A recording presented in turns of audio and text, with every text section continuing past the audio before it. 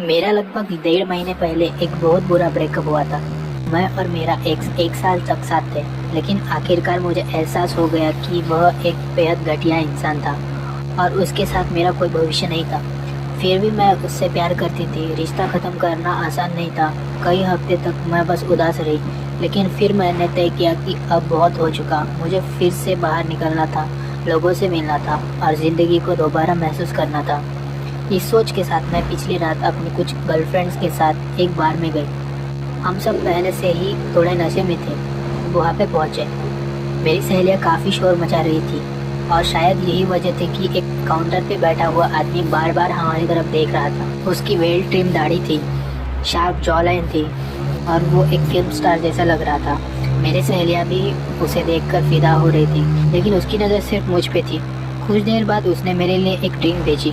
मैंने मुस्कुराकर उसे स्वीकार कर लिया। आखिर में क्या करते, ऐसा मौका छोड़ देते क्या? हम बात करने लगे। बातें धीरे धीरे फ्लर्ट में बदल गई। वह बेहद आकर्षक और हैंडसम था। समय कैसा बीत गया पता भी नहीं चला। रात काफ़ी हो चुकी थी। मेरे सहेलियाँ घर जाने लगी, लेकिन मैं वही रुकना चाहती थी।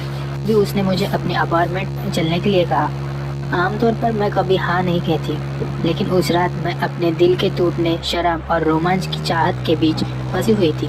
ने हाँ कह दिया। उसने हमारे लिए एक आखिरी राउंड ड्रिंक्स मंगवाई और उसके बाद सब कुछ धुंधला होने लगा।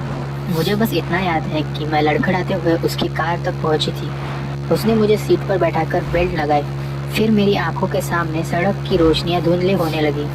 कार रुकी तो मैंने देखा कि हम किसी अपार्टमेंट में नहीं थे।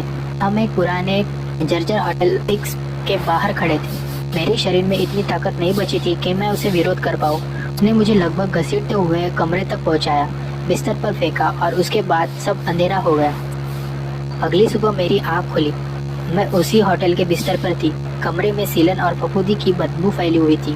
मैं सिर्फ अपने अंडरगारमेंट में थी, लेकिन सबसे बुरी चीज़ अभी बाकी थी। जैसे ही मैंने उठने की कोशिश की, मेरे शरीर के बाएं हिस्से में भयानक दर्द उठा। मैंने नीचे देखा।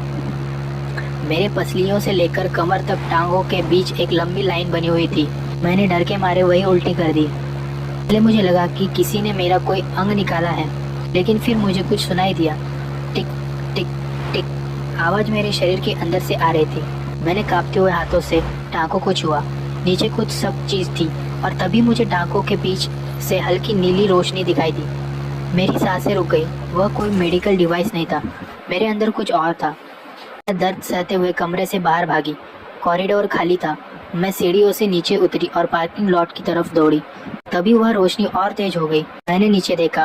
अब टांगों के